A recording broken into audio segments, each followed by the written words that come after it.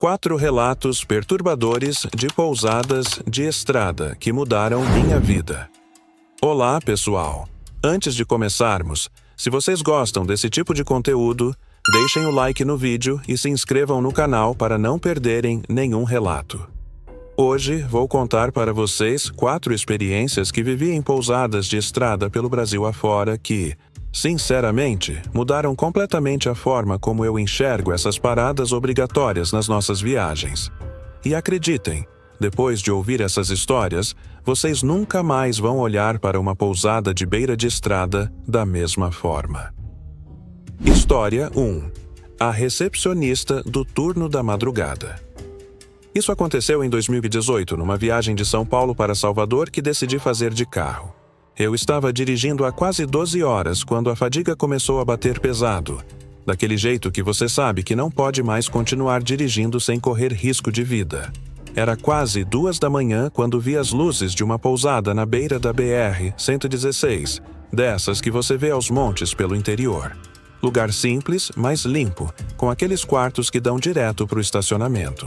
A recepção estava meio escura, só uma lâmpada fluorescente piscando, e atrás do balcão tinha uma mulher de uns 40 anos, magra, cabelo preto amarrado. Ela me cumprimentou com um sorriso, mas tinha algo nos olhos dela que me deixou desconfortável. Não sei explicar direito. Era como se ela estivesse me estudando, analisando cada movimento que eu fazia. Pedi um quarto para passar a noite. Ela pegou meus documentos e, enquanto fazia o cadastro, começou a fazer perguntas estranhas. "Está viajando sozinho?" Ela perguntou. E quando confirmei, ela continuou. "Não tem ninguém esperando você? Ninguém sabe que você está aqui?"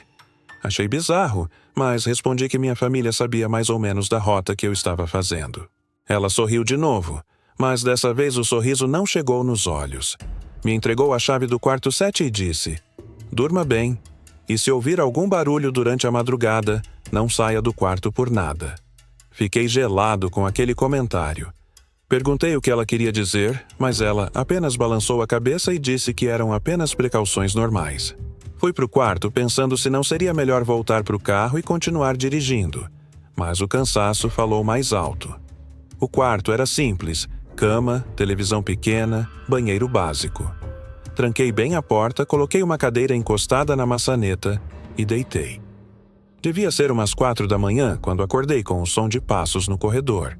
Passos lentos, deliberados, como se alguém estivesse andando de quarto em quarto, parando em cada porta. Lembrei imediatamente do aviso da recepcionista e fiquei imóvel na cama, prestando atenção. Os passos pararam bem na minha porta. Fiquei ali, mal respirando, quando ouvi o som inconfundível de alguém tentando girar a maçaneta devagar, bem devagar. Meu coração disparou. A maçaneta girou completamente, mas a porta não abriu por causa da cadeira. Ouvi um suspiro baixo do outro lado e então os passos se afastaram. Fiquei acordado até amanhecer e quando saí do quarto às 6 da manhã para fazer o check-out, a recepção estava vazia. Uma funcionária diferente, mais nova, fazia o turno do dia. Quando perguntei sobre a mulher da madrugada, ela me olhou confusa e disse que não tinha nenhuma funcionária noturna. A pousada fechava às 10 da noite e só abria às 6 da manhã. Senti um frio na barriga. Mostrei meu registro de entrada com o horário de 2 da manhã e a funcionária ficou pálida. Ela me disse que isso era impossível, que ninguém poderia ter me atendido naquele horário. Foi quando percebi que nunca paguei pela hospedagem. A mulher da madrugada havia feito meu cadastro, me dado a chave, mas nunca havia cobrado nada. E no sistema da pousada, não constava minha entrada. Saí dali sem entender nada, mas com uma certeza. Nunca mais paro em pousada sem confirmar primeiro os horários de funcionamento. Até hoje me pergunto quem era aquela mulher e o que aconteceria se eu tivesse saído do quarto quando ouvi aqueles passos. História 2. O hóspede do quarto ao lado. 2 anos depois, em 2020, estava voltando de uma viagem de trabalho para Goiás quando precisei parar numa pousada na divisa com Minas. Era fim de tarde, um domingo, e o lugar estava praticamente vazio. Peguei o quarto 12, um dos últimos do corredor, e fui jantar no restaurante da própria pousada. O atendente me contou que eu era um dos únicos hóspedes naquela noite, Só eu e mais um senhor que estava no quarto 11, bem ao lado do meu. Disse que o homem havia chegado de manhã e não tinha saído do quarto o dia todo. Só pediu comida no quarto algumas vezes. Achei estranho, mas cada um tem seus hábitos, né? Voltei para o quarto por volta das 9 da noite e foi quando comecei a ouvir os sons vindos do quarto ao lado. No início, parecia que o homem estava conversando no telefone, voz baixa, mas constante. Depois de um tempo, percebi que na verdade ele estava falando sozinho, e o que me arrepiou foi perceber que ele estava tendo uma discussão. Uma discussão acalorada, com direito a gritos abafados e xingamentos. O problema é que eu só ouvia uma voz, só a dele. Ele gritava coisas como: "Você não pode fazer isso comigo" e "Eu não vou deixar você ir embora", mas nunca ouvi a resposta. Era como se ele estivesse brigando com uma pessoa que não estava lá ou que não podia responder. A situação foi escalando durante a noite. Por volta da meia-noite começaram os ruídos de móveis sendo arrastados, alguma coisa pesada batendo na parede que dividia nossos quartos, e sempre a voz dele, cada vez mais alterada, cada vez mais violenta. Em um momento, ouvi claramente ele gritando: "Agora você vai ficar quieta para sempre", seguido de um barulho surdo, como se algo tivesse caído no chão. Depois disso, silêncio total.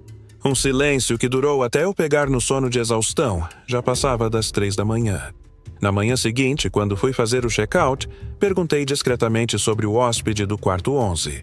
A recepcionista conferiu no sistema e me disse que não havia ninguém registrado naquele quarto. Insisti, disse que tinha ouvido conversas a noite toda, e ela resolveu ir comigo conferir. Quando ela abriu a porta do quarto 11 com a chave mestra, o que vimos me deixou com pesadelos por semanas. O quarto estava completamente revirado.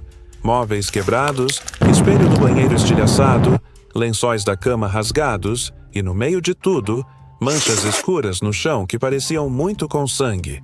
Mas não havia ninguém ali. Nenhum sinal de que alguém tivesse feito check-out, nenhuma bagagem esquecida, nada. A recepcionista ficou em choque e disse que ia chamar a polícia. Eu não quis esperar. Peguei minhas coisas e saí dali o mais rápido possível. Depois, soube por um conhecido da região que aquela pousada tinha histórico de problemas com hóspedes problemáticos, mas nunca ninguém me explicou direito o que aconteceu naquela noite. História 3. A família que não saiu. Em 2021, numa viagem para o Nordeste, parei numa pousada no interior da Bahia. Era um lugar maior, com uns 20 quartos, e quando cheguei por volta das 7 da noite, o estacionamento estava cheio. Peguei um dos últimos quartos disponíveis e fui jantar. No restaurante, notei uma família que me chamou a atenção. Pai, mãe e 2 crianças pequenas, sentados numa mesa no canto. O que me intrigou é que eles estavam completamente imóveis. Não conversavam, não comiam, só ficavam ali sentados, olhando para o nada. As crianças, que deviam ter uns 5 e 7 anos, estavam com a mesma expressão vazia dos pais. Achei estranho, mas pensei que talvez fossem só pessoas muito cansadas de viagem. Jantei e voltei para o quarto. No dia seguinte, quando desci para o café da manhã, eles estavam lá de novo. Na mesma mesa, na mesma posição, com as mesmas roupas do dia anterior. E de novo, completamente imóveis. Perguntei para a garçonete sobre eles, e ela me disse que aquela família estava hospedada há mais de uma semana. Sempre faziam as refeições no mesmo horário, na mesma mesa, mas nunca ninguém os via conversando ou interagindo. Disse que era estranho, mas que eles pagavam tudo direitinho, então não havia problema. O que me deixou realmente perturbado aconteceu na segunda noite. Eu estava no meu quarto quando ouvi batidas na parede. Batidas ritmadas, como se alguém estivesse batendo de propósito, sempre na mesma sequência. 3 batidas, pausa, 3 batidas, pausa. Isso continuou por mais de 1 hora. No dia seguinte, descobri que essas batidas vinham do quarto ao lado do meu, onde estava hospedada aquela família. Mas, quando perguntei na recepção, me disseram que eles nunca faziam barulho, nunca houve reclamações. Comecei a suspeitar que só eu estava ouvindo aquelas batidas. Na terceira noite, as batidas começaram de novo, mas dessa vez resolvi sair no corredor para ver se conseguia entender o que estava acontecendo. Quando abri a porta do meu quarto, vi a menina mais nova da família parada no corredor, bem na frente do quarto deles. Ela estava de camisola, descalça e olhava diretamente para mim. Mas o que me fez voltar correndo para o quarto foram os olhos dela.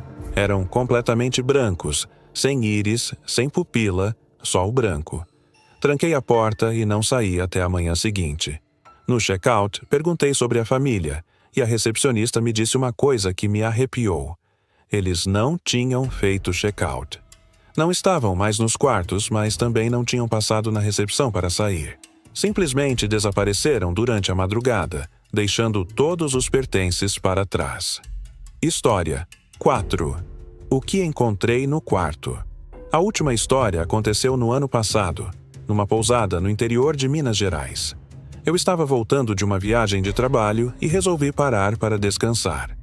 Era uma pousada pequena, familiar, e a dona me recebeu muito bem. Me deu as chaves do quarto 5 e disse que eu ficaria confortável lá. O quarto era simples, mas aconchegante, com uma cama de casal, uma televisão antiga e um guarda-roupa de madeira. Quando fui guardar algumas roupas no guarda-roupa, encontrei uma mala esquecida no fundo. Uma mala velha, de couro, com etiqueta de identificação. Por curiosidade, olhei a etiqueta e vi um nome. Marina Santos, com um endereço de São Paulo. Pensei em avisar na recepção sobre a mala esquecida, mas algo me fez abri-la primeiro. E o que vi dentro mudou completamente minha percepção sobre aquele lugar. A mala estava cheia de fotos, centenas de fotos de pessoas dormindo. Fotos tiradas de vários ângulos em diferentes quartos, todas mostrando pessoas dormindo em camas de pousadas. Homens, mulheres, crianças, todos fotografados sem saber, todos vulneráveis. No fundo da mala encontrei um caderno com anotações detalhadas. Nomes, datas, locais e descrições perturbadoras sobre os hábitos de sono das pessoas fotografadas. Coisas como ronca muito, fala dormindo, acorda várias vezes durante a noite. Era como se alguém estivesse estudando, catalogando o sono dessas pessoas. O que me deixou completamente apavorado foi encontrar fotos minhas no meio das outras. Fotos de mim dormindo naquela mesma cama onde eu estava hospedado, tiradas na noite anterior. Fotos que mostravam que alguém havia entrado no meu quarto durante a madrugada e me fotografado dormindo, sem que eu percebesse nada. Peguei tudo e saí correndo para a recepção. Mostrei as fotos para a dona da pousada e ela ficou pálida. Me disse que Marina Santos havia sido funcionária ali alguns meses atrás, mas foi demitida por comportamento estranho. Ninguém sabia que ela tinha deixado aquela mala para trás, e muito menos sobre as fotos. Chamamos a polícia e levou tudo como evidência. Depois, soube que Marina tinha problemas mentais sérios e havia feito isso em várias pousadas da região. Mas saber disso não diminuiu o trauma de descobrir que fui fotografado dormindo, vulnerável, por uma completa desconhecida. Pessoal, essas 4 experiências mudaram completamente a forma como eu vejo pousadas de estrada. Antes, eu parava em qualquer lugar para descansar. Hoje, sempre pesquiso antes, sempre peço para ver o quarto, sempre confirmo os horários de funcionamento e, principalmente, sempre tranco bem a porta e coloco algo encostado nela. Se vocês já passaram por algo parecido em pousadas ou hotéis, deixem nos comentários. Adoro ler essas experiências de vocês. E se gostaram do vídeo, deixem o like e se inscrevam no canal para mais relatos como esses.